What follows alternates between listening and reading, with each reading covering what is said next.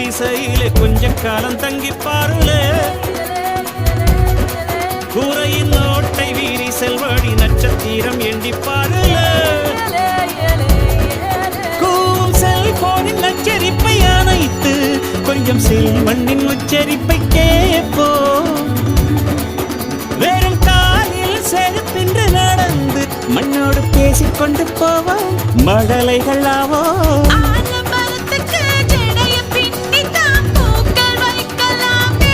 உரோரம் ஐயனாரிடம் கத்தி வாங்கித்தான் பென்சில் சீவலாமே